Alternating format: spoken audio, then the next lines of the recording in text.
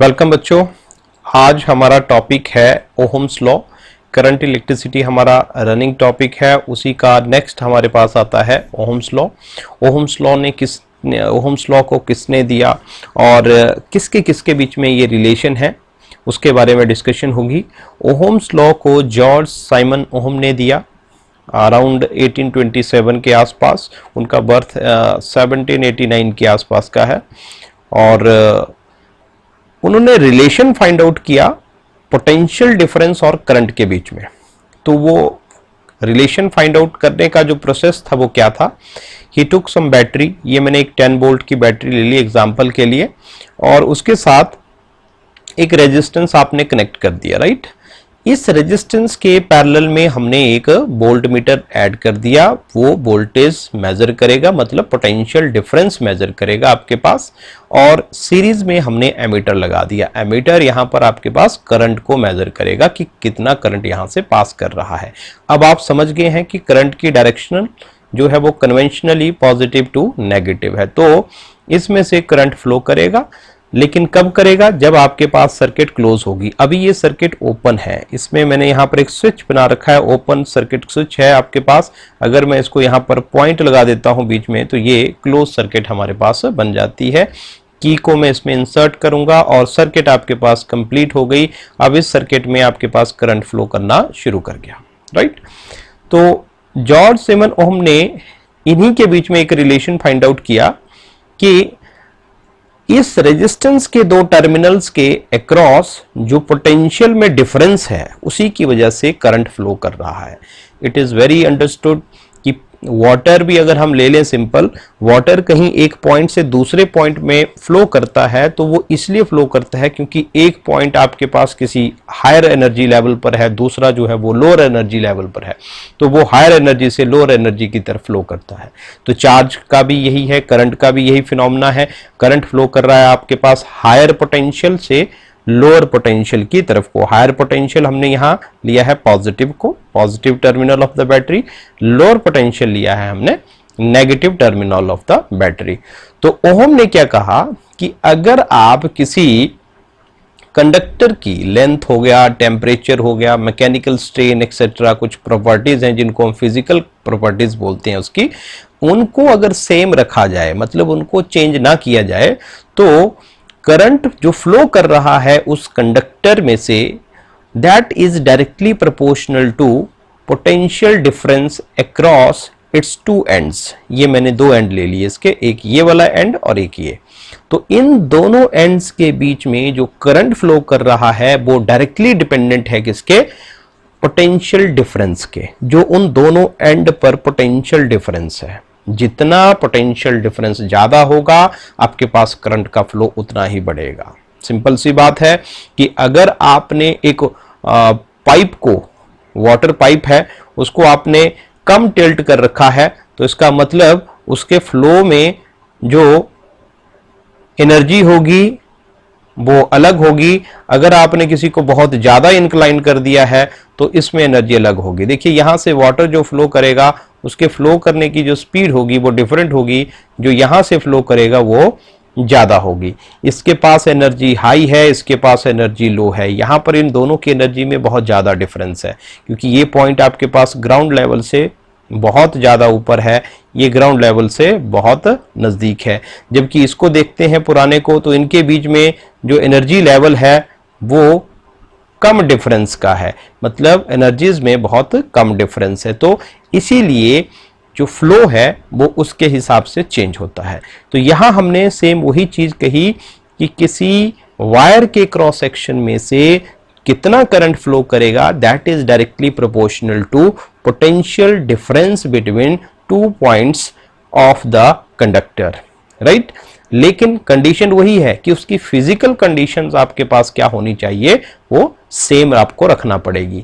जब हमने इस प्रोपोर्शनलिटी को हटाया, मैंने यहां लिख दिया है I is directly proportional to V, means current is directly proportional to potential difference across the two ends of the conductor. तो हमने इस प्रोपोर्शनलिटी को जब रिमूव किया तो ये बन गया हमारे पास V is equals to I into R. तो यहाँ एक क्वेश्चन बच्चों से मन में आता है कि सर यहाँ आपने I is directly proportional to V लिखा है और नीचे जाके हमने V is equals to I into R कर दिया है, मतलब उसके हिसाब से V is directly proportional to I हमने लिख दिया एक तरह से, V is proportional to I, right. तो ऐसा क्यों किया? देखिए बेटा, ये आपके पास जो V है वो करंट का सोर्स है, उसकी वजह से करंट फ्लो कर रहा है, ना कि करंट की वजह से आपके पास पोटेंशियल आ रहा है। तो इसीलिए जब इनकी डिपेंडेंसी हमने देखी तो इस रिलेशन को करेक्ट किया गया। वैसे तो स्टेटमेंट में हम यही लिखते हैं कि current is directly proportional to potential difference of the two ends of the conductor, लेकिन उसके मैथमेटिकल फॉर्म को अगर देखा जाए तो हम V is equals to I into R लिखते हैं। मैंने R क्यों लिखा? इस प्रोपोर्शनलिटी को जब आप हटा देंगे तो ये आपके पास V is equals to I into R बन जाता है, ठीक है। R is known as the constant of a proportionality और इसको कहा जाता है इलेक्ट्रिक रेजिस्टेंस। ये चीज बहुत जरूरी है अंडरस्टैंड करने की कि आपके पास वोल्टेज जो है वो सोर्स है आपके पास, ठीक है, और मतलब ये इट इज अ कॉज, जबकि करंट इसका इफेक्ट है। तो कॉज वो इफेक्ट देगा, राइट, इफेक्ट आपके पास कॉज नहीं देगा, इसीलिए हमने V is equals to I into R लिखा। तो R इज योर रेजिस्टेंस। अब यहां पर एक चीज निकल के आती है कि ये जो लॉ है ये इमीडिएट एक एक्सपेरिमेंट किया, एक सेल लगाया, एक रेजिस्टेंस लगाया और आपने वो लॉ बन गया, ऐसा नहीं है। इस एक्सपेरिमेंट को बहुत सारे रेजिस्टेंसेस पर किया गया। अब बात आ गई कि ये आपके पास जो कंडक्टर ले रखा है ये मैंने इस तरह से जिग जैग लाइन से रिप्रेजेंट किया गया है, ये इसकी रिप्रेजेंटेशन है।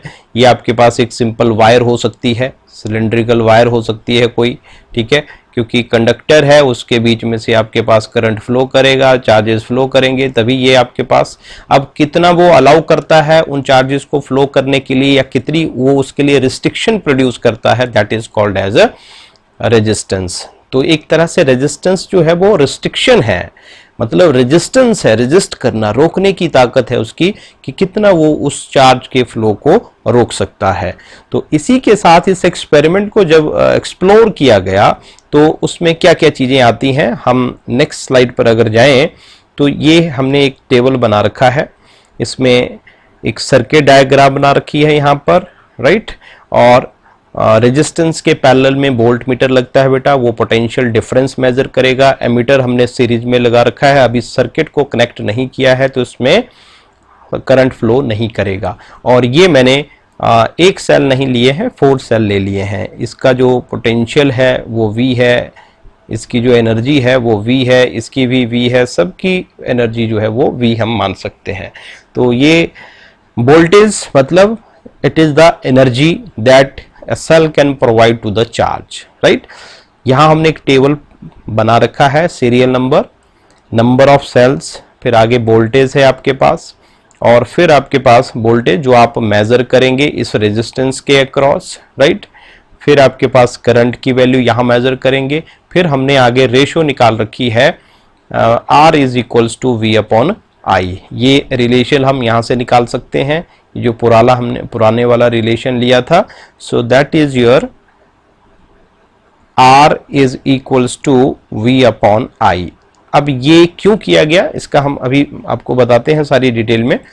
तो इस टेबल में पहले देखिए सीरियल नंबर 1, इस सीरियल नंबर 1 में ये हमने सीरियल नंबर डाल दिए 2 3 4 5, ठीक है, means we are taking 5 readings. तो नंबर 1 में आपके पास हमने नंबर ऑफ सेल कितने जोड़िए, सपोज करिए हमने एक सेल यहां जोड़ दिया। एक सेल जोड़ने का मतलब है बेटा, सपोज करिए this is your A point, right, this is your B point here and this is your C point, this is your D point. एक सेल जोड़ने का मतलब है कि मैंने यहां से इस तरह से सर्किट को कनेक्ट कर दिया, लाइक दिस। अब आप देखिए इसमें से जो 3 सेल हैं वो डिस्कनेक्टेड हैं, वो वर्क नहीं करेंगे।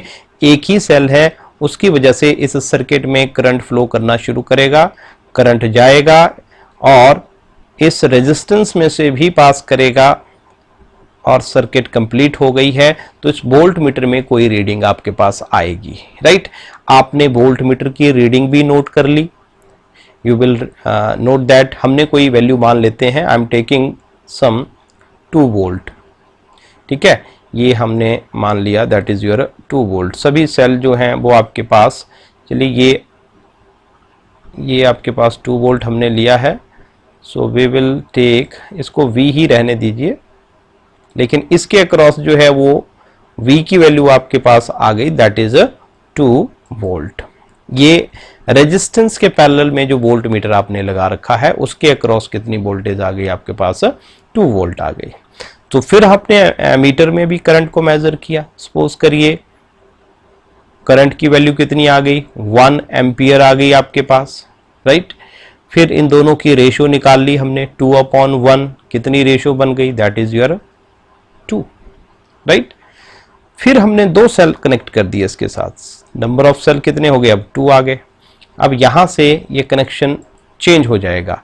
अब ये कनेक्शन हम A पॉइंट पर नहीं देंगे, इस कनेक्शन को चेंज करके हम देंगे B पॉइंट पर। अब B से जब आपने कनेक्ट किया इसको तो इसमें ये 2 सेल शुरू के जो हैं वो वर्किंग में आ गए, लास्ट के 2 सेल इसमें से डिस्कनेक्ट हो गए। जब 2 सेल वर्किंग में आ गए तो सपोज करिए जो रेजिस्टेंस के अक्रॉस वोल्टेज आती है आपके पास वो 4 वोल्ट आ जाती है, दैट इज इन वोल्ट, है ना। तो ये इसकी यूनिट है। करंट को हम एम्पियर में मेजर करते हैं, रेजिस्टेंस की बात करें तो इसको ओहम में मेजर करते हैं, OHM, राइट। सिंबल भी है इसका ओहम को लिखने का, ये ओहम का सिंबल होता है इस तरह से, अगर आप लिखें this is the way to write the ohm, ये इसकी यूनिट होती है, राइट। इसके बारे में भी हम ज़्यादा डिटेल में आगे डिस्कस करते हैं अभी।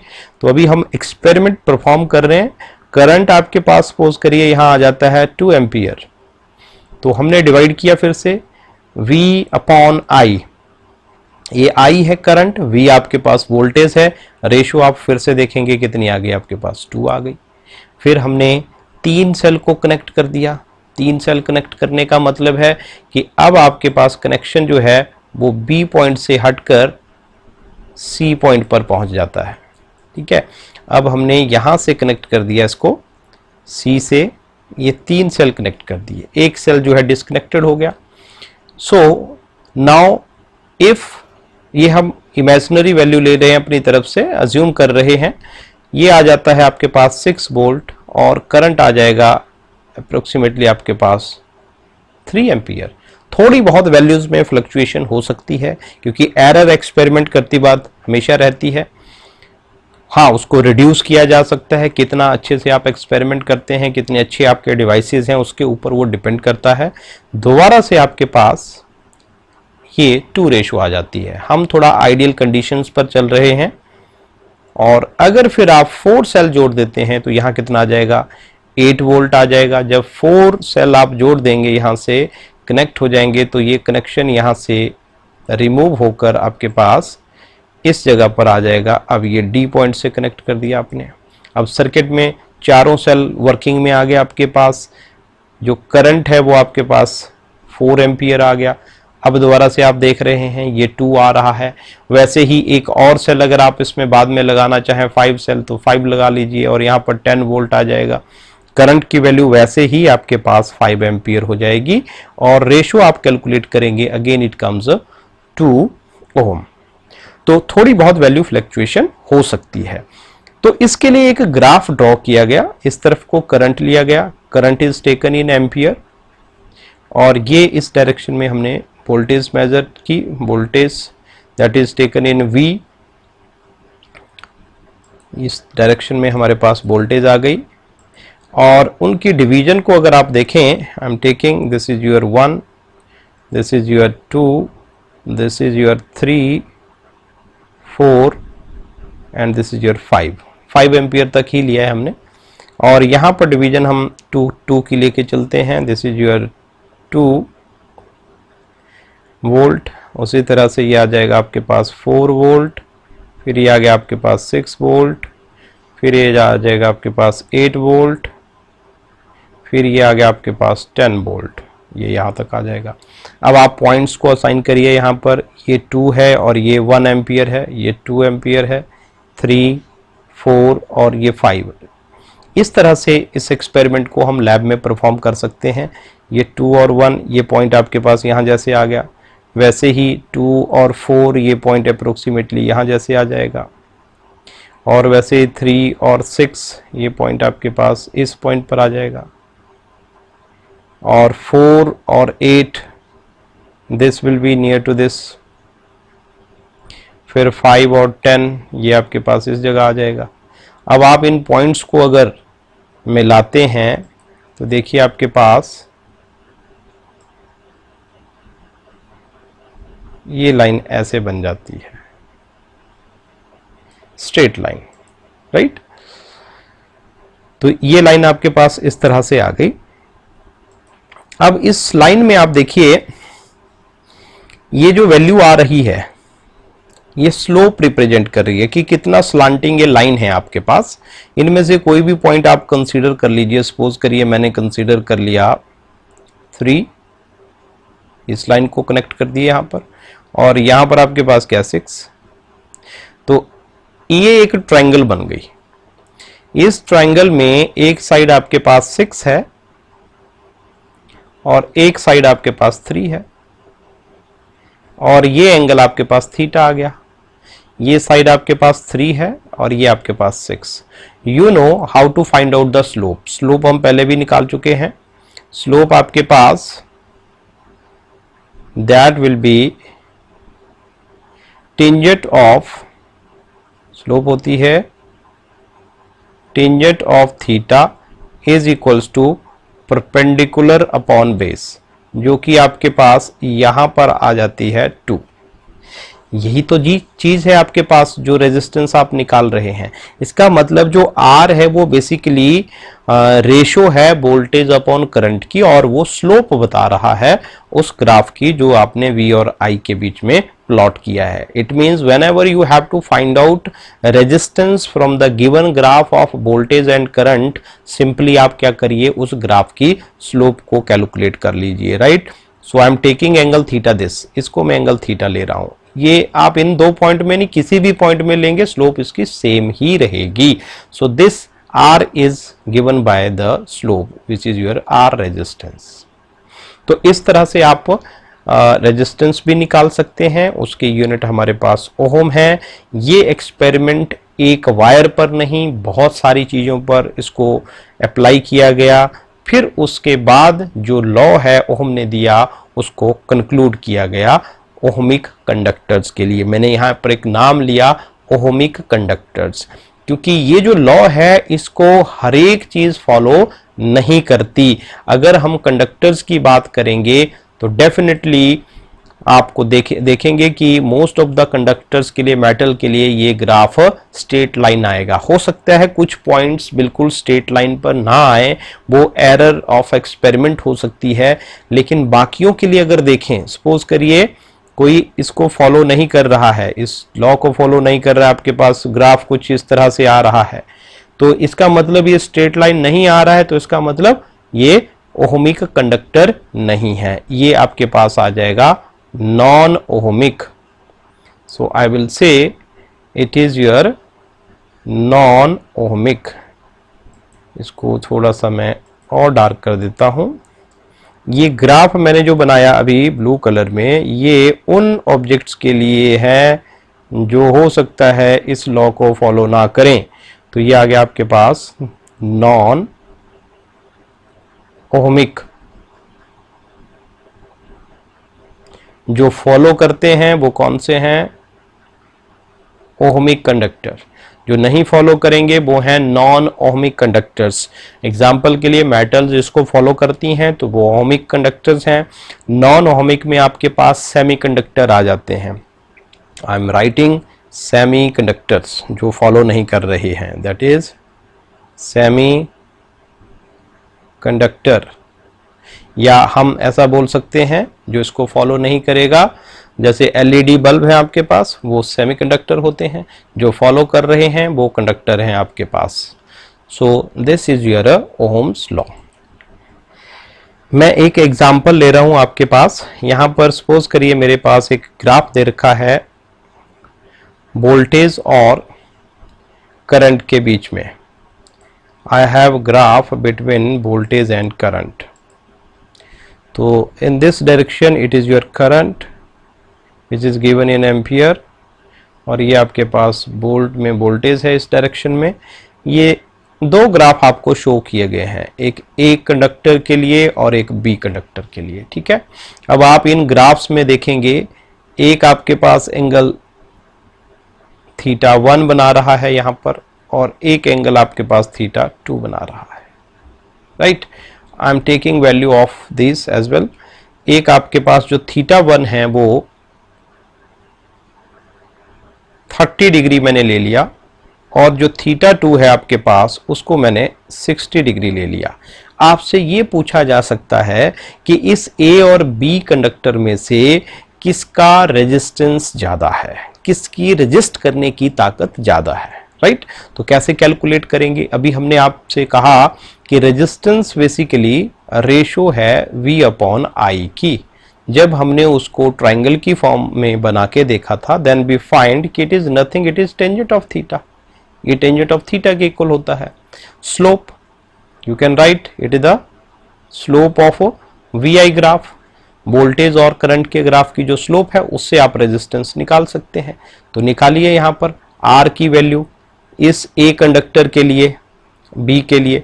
सो resistance for RA that is your tangent of, कितना है आपके लिए 60 डिग्री है ये।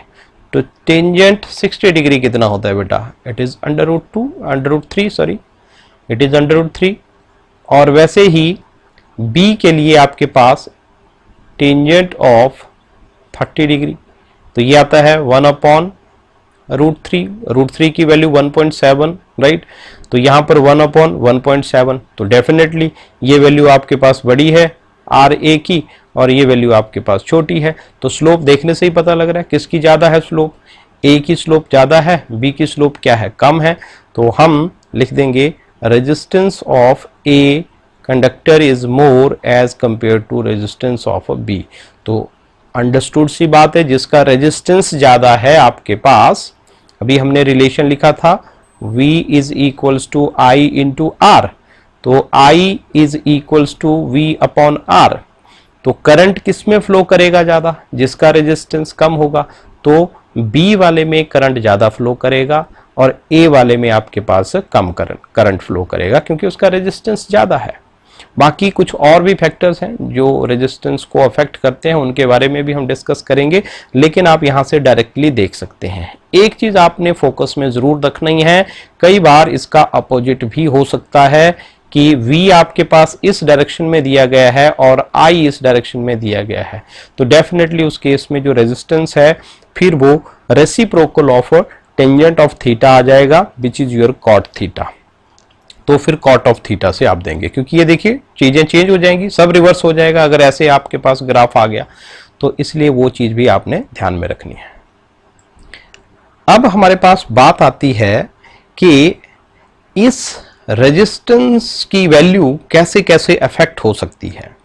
तो ये मैंने एक ओपन सर्किट ली है, यहाँ पर हमने एक सेल या बैटरी हमने यूज कर ली। बहुत सारे सेल्स को अगर आप सीरीज में लगा देते हैं तो वो बैटरी फॉर्म कर रहे हैं आपके पास। ये मैंने 2 सेल लगा दिए यहाँ पर, positive terminal, negative terminal. Circuit अभी ओपन है, जैसे ही मैं यहाँ पर डॉट लगाऊंगा इसका मतलब हमने उसको क्लोज कर दिया। Ampere A it is a measuring current in ampere. ये एमीटर है आपके पास, A मीन्स एमीटर, V मतलब वोल्ट मीटर, R रेजिस्टेंस है। तो मैंने अभी आपसे बात कही कि इस रेजिस्टेंस की वैल्यू अलग अलग हो सकती है। उन्होंने जब इसको मेजर किया तो they have taken length, suppose करिए ये L1 लेंथ ले ली, फिर अगली बार उसी मटेरियल की लेंथ उतने ही एरिया की लेंथ, एरिया वही रखा लेकिन लेंथ को उन्होंने डबल कर दिया। जैसे ही लेंथ को डबल किया तो वो क्या देखते हैं, ये पहले लेंथ L थी आपके पास, ये अब आपके पास 2L हो गई। देन दे फाइंड कि जब लेंथ L थी तो रेजिस्टेंस उस वक्त R था, लेकिन जैसे ही लेंथ 2L कर दी तो रेजिस्टेंस आपके पास 2 टाइम्स ऑफ R हो गया, मतलब रेजिस्टेंस डबल हो गया। तो उसके बाद देन दे फाइंड कि अभी हमारे पास एरिया ये आ रहा है, इसका एरिया सपोज करिए आपके पास ए मान लिया आपने, राइट। तो उस वक्त रेजिस्टेंस आर आ रहा था, जैसे ही आपने एरिया जो है इसका डबल कर दिया, अभी आपके पास एरिया इसका ए ना होके 2a कर दिया, लेंथ आपने उतनी ही रखी। देन दे फाइंड कि जैसे ही आपने एरिया डबल किया रेजिस्टेंस इसके पास हाफ हो जाता है। तो ऐसे फैक्टर्स को अलग अलग मटेरियल्स को यहाँ लगाते गए, उनका रेजिस्टेंस बनाते गए और चीज़ों को ऑब्जर्व करते गए। देन दे फाइंड कि जो रेजिस्टेंस है वो डायरेक्टली प्रोपोर्शनल है लेंथ के, मतलब लेंथ को इंक्रीज करोगे तो आपके पास रेजिस्टेंस भी इंक्रीज करेगा, अगर लेंथ को डिक्रीज करोगे तो रेजिस्टेंस भी डिक्रीज करेगा। लेकिन एरिया अभी हमने दोनों कंपैरिजन के लिए क्या रखा था, सेम रखा था। लेकिन जब हमने दूसरी तरफ किया, लेंथ सेम रखी और एरिया को चेंज करना शुरू किया, देन वी फाइंड कि ये रेजिस्टेंस एरिया के इनवर्सली प्रोपोर्शनल आ रहा है। इनवर्सली प्रोपोर्शनल मतलब एरिया को इंक्रीज करोगे तो रेजिस्टेंस आपके पास क्या कर रहा है, डिक्रीज कर रहा है। जब इन्हीं फैक्टर्स को कंबाइन किया then we find R is directly proportional to area and inversely proportional to area। तो ये हमारे पास एक कंबाइंड फैक्टर बन गया। ये जो मैंने यहां लिखा है ये आपके पास एक कंबाइंड फैक्टर बन जाता है रेजिस्टेंस के लिए, राइट। और जब प्रोपोर्शनलिटी आपने रिमूव की तो एक नया फैक्टर बन गया रो L अपॉन ए। ये जो सिंबल मैं यहां लिख रहा हूं that is the rho L upon a. इस रो को बोलते हैं हम रेजिस्टिविटी ऑफ द मटेरियल। ये यहां लिखा भी है आपके पास, रो इज रेजिस्टिविटी ऑफ मटेरियल, ठीक है जी। अब ए एरिया है, एल लेंथ है बेटा, लेकिन हम एक रिलेशन आपको बता रहे हैं, ये अभी आपको 10th क्लास में तो काम नहीं आएगा, लेकिन +2 में जाएंगे तो आपको ये रिलेशन मिलेगा। रो भी कुछ चीजों पर डिपेंड करता है, right. So rho is equals to, ये मैंने ऊपर लिखा है, एम के ऊपर डिपेंड है। एम मतलब मास है, रो तो ये आपने लिख दिया, एम मतलब मास के ऊपर डिपेंड कर रहा है। किसका मास, ये चार्ज का मास है, जो इलेक्ट्रॉन आपके पास मूव कर रहा है उस कंडक्टर के अंदर, राइट, उसके मास की बात हो रही है, तो वो तो कांस्टेंट क्वांटिटी है। एन जो है स्मॉल एन, ये नंबर ऑफ इलेक्ट्रॉन्स हैं पर यूनिट वॉल्यूम, एक छोटे से वॉल्यूम में कितने नंबर ऑफ इलेक्ट्रॉन मूव कर रहे हैं, ये वो हैं।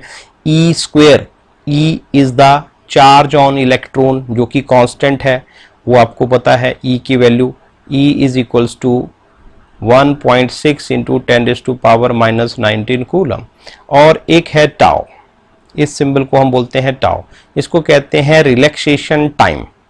रिलैक्सेशन टाइम मीन जैसे ही आपके पास चार्ज एक पर्टिकुलर डायरेक्शन में मूव करना शुरू करते हैं तो उनके जो आपस में कोलिजन होता है उनका, वो एक कोलिजन से दूसरे कोलिजन तक जो टाइम उनको मिलता है, ठीक है, उसको हम रिलैक्सेशन टाइम कहते हैं।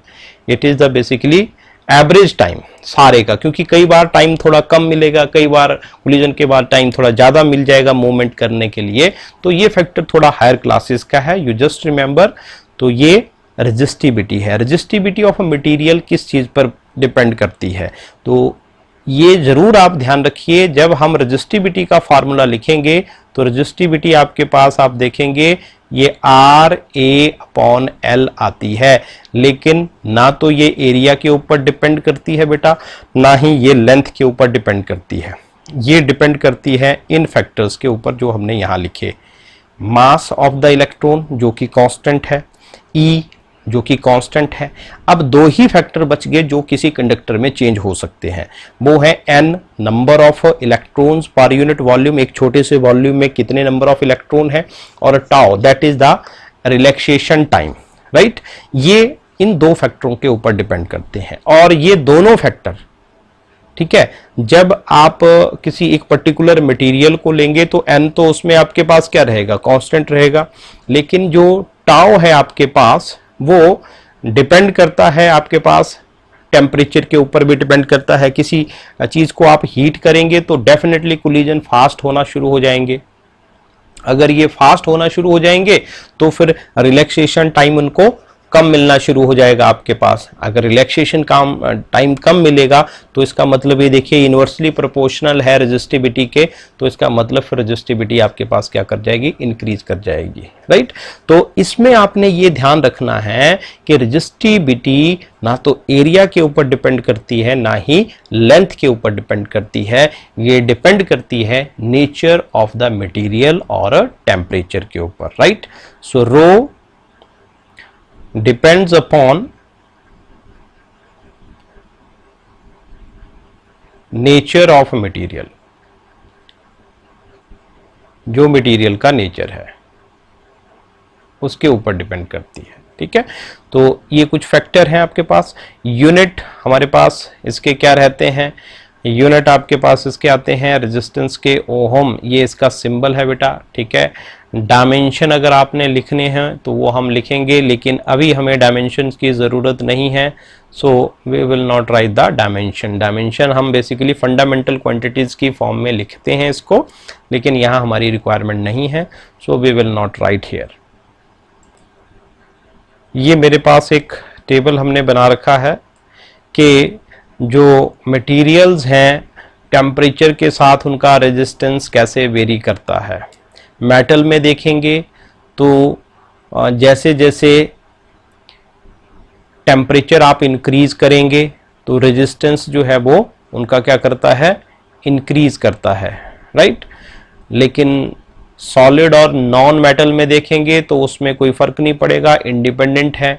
सेमीकंडक्टर में आप देखेंगे जैसे जैसे आप टेम्परेचर बढ़ाएंगे आपके पास रेजिस्टेंस आपके पास डिक्रीज करेगा। आप इसका मतलब समझिए, जैसे ही आपने रेजिस्टेंस बढ़ाया, टेम्परेचर इंक्रीज किया, तो आपके पास रेजिस्टेंस मेटल में इंक्रीज कर गया। इसका मतलब ये हुआ कि उसमें करंट अब धीरे फ्लो करेगा, राइट, डिक्रीज करेगा।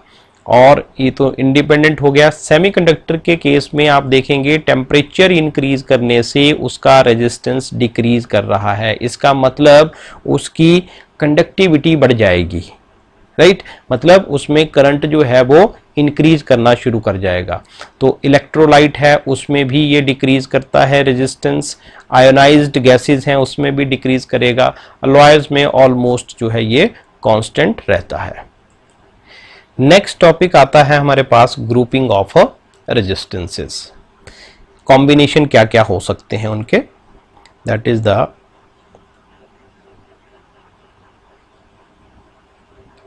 ग्रुपिंग ऑफ रेजिस्टेंसेस,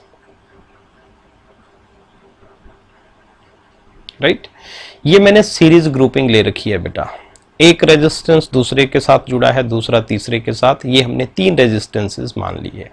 हम क्या देखते हैं कि जैसे ही मैंने इस सर्किट को क्लोज किया, अगर आप यहाँ पर एक स्विच ले लें, हमने क्लोज कर दी सर्किट, करंट फ्लो करना शुरू कर गया पॉजिटिव टर्मिनल से नेगेटिव की तरफ। ये बैटरी हमने कनेक्ट कर रखी है, इसमें करंट फ्लो करना शुरू कर गया। करंट को मेजर करने के लिए मैंने आपको बता रखा है, you can apply here ammeter, यहाँ पर एमीटर लगा सकते हैं। और इसके अक्रॉस अगर आपने पोटेंशियल ड्रॉप देखना है या पोटेंशियल डिफरेंस देखना है तो हम वोल्ट मीटर लगाएंगे। इसकी वैल्यू हमने मान ली V1, फिर इस R2 के अक्रॉस में एक वोल्ट मीटर लगा देंगे ताकि इसके अक्रॉस भी हमें वोल्टेज का पता लगे, तो इसकी वैल्यू आ गई हमारे पास V2। उसी तरह से थर्ड के अक्रॉस भी हमने एक वोल्ट मीटर यहाँ लगा दिया और उसकी वैल्यू आ गई V3, राइट। तो इस तरह से हम क्या देखते हैं कि तीनों के अक्रॉस हमने पैरेलल में वोल्ट मीटर लगा दिए और सीरीज में जो है इस सर्किट के वो एमीटर लगा दिया करंट मेजर करने के लिए। फिर हम क्या देखते हैं कि जो वोल्टेज है, टोटल वोल्टेज आपने कितनी अप्लाई की है, V अप्लाई की है, तो इसका मतलब ये हुआ कि total voltage V get divided into 3 parts, V1 plus V2 plus V3, ऐसे हो गया। अब हमारे पास V हमने ओहम्स लॉ से निकाल रखा है, V is equals to I into R। अभी रेजिस्टेंसेस किस में है, सीरीज में है, तो मैंने सिंबल के लिए RS यहां पर लगा दिया।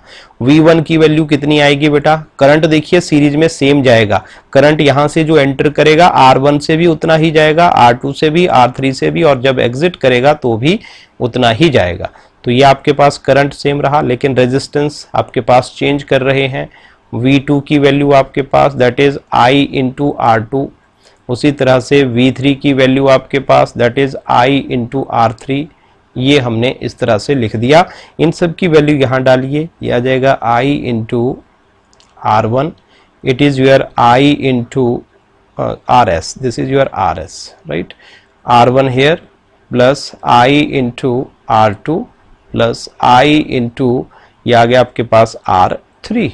I अगर आप इसमें से कॉमन ले लेते हैं, ये कैंसिल आउट हो जाएगा, तो सीरीज में रेजिस्टेंस कैसे जुड़ जाते हैं, डायरेक्टली जोड़ सकते हैं आप R1 plus R2 plus R3।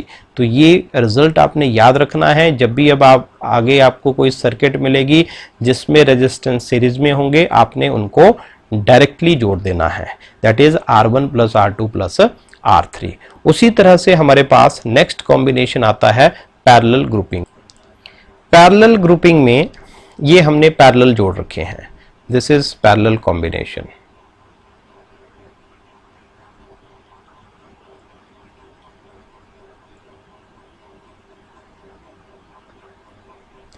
This is parallel combination. R1, R2, R3 इन सब को हमने एक ही बैटरी से जोड़ रखा है, और बैटरी का पॉजिटिव टर्मिनल सबके पॉजिटिव से जुड़ा है, बैटरी का नेगेटिव टर्मिनल सबके लिए एक साइड, वन साइड नेगेटिव है, तो उसको बोलते हैं पैरेलल कॉम्बिनेशन। आप चाहो तो इस डायग्राम को ऐसे भी बना सकते हैं, जस्ट लाइक कि एक रेजिस्टेंस बना लिया, ये दूसरा रेजिस्टेंस हो गया, ये आपके पास तीसरा रेजिस्टेंस, और इन सब को एक ही पॉइंट पर आप कनेक्ट कर दें। ये भी इसकी डायग्राम हो सकती है, सेम ही चीज है ये भी, और ये हमने ये देखिए, और यहां पर हमने इसको बैटरी से कनेक्ट कर दिया, तो ये भी इसकी डायग्राम हो सकती है, R1, R2 और ये आ गया आपके पास R3। आप क्या देख रहे हैं कि बैटरी सबको बराबर एनर्जी दे रही है, राइट। V सेम होने का मतलब है कि पोटेंशियल सबके लिए सेम मिल रहा है, वोल्टेज सबके लिए सेम मिल रही है, तो इनके दोनों टर्मिनल्स के बीच में जो पोटेंशियल डिफरेंस है वो सेम है, राइट। लेकिन अब जैसे ही करंट आप देखेंगे, करंट फ्लो करना शुरू किया, अगर I करंट जा रहा है तो वो I करंट अब तीन चीजों में डिस्ट्रीब्यूट हो जाएगा। I1 करंट चला गया आपके पास R1 से, I2 चला गया R2 से, I3 चला गया R3 से। लेकिन टोटल करंट देखिए, यहां जब कलेक्ट हो जाएगा वो, तो यहां फिर से वो टोटल करंट I ही बनेगा, क्योंकि I1 अगर R1 से गया है तो उतना ही निकलेगा, R2 भी उतना ही, और R3 से I3 निकलेगा, वो वैसे बाहर आ जाएगा, तो टोटल करंट दोबारा आपके पास I हो जाएगा। तो I is equals to I1 plus I2 plus I3। Current की वैल्यू हम कैसे लिखते हैं, हम लिखते हैं V अपॉन R, यही हम लिखते हैं। तो V अपॉन R, मैंने R को लिख दिया RP, क्योंकि पैरेलल कॉम्बिनेशन हम डिस्कस कर रहे हैं, वोल्टेज सबके लिए सेम है बेटा, तो ये आ जाएगा R1, और ये आपके पास R2, फिर V अपॉन R3, इस तरह से हम लिख देंगे। V आप क्या देख रहे हैं, कॉमन आ जाएगा सब में से, तो ये आ जाएगा RP is equals to 1 upon R1 plus 1 upon R2 plus 1 upon R3। तो पैरेलल में जब भी रेजिस्टेंस आपको दिखें, इनको ऐसे ही जोड़ना है, 1 अपॉन करके। निकालना आपको RP ही है, फिर आप इनको ऐड करिए, एलसीएम लीजिए, और RP मतलब रेजिस्टेंस इन पैरेलल आपको निकालना है, लेकिन तरीका ये रहेगा। तो इस लेक्चर को आप वॉच कीजिए, पिछले पोर्शन को भी देखिए। नेक्स्ट लेक्चर में आपको कुछ मैं ट्रिक्स बताऊंगा कि कैसे कॉम्प्लेक्स सर्किट्स को आपने सॉल्व करना है रेजिस्टेंसेस के केस में। कुछ शॉर्टकट ट्रिक्स होंगे, कुछ मेथड रहेंगे आपके पास, कुछ हम न्यूमेरिकल भी डिस्कस करेंगे। तो तब तक के लिए गुड बाय। इस चैनल को शेयर कीजिए, सब्सक्राइब कीजिए, और जो भी आपकी डिफ़िकल्टी है उसको कमेंट में ज़रूर बताइए। Thank you very much. Thank you for watching.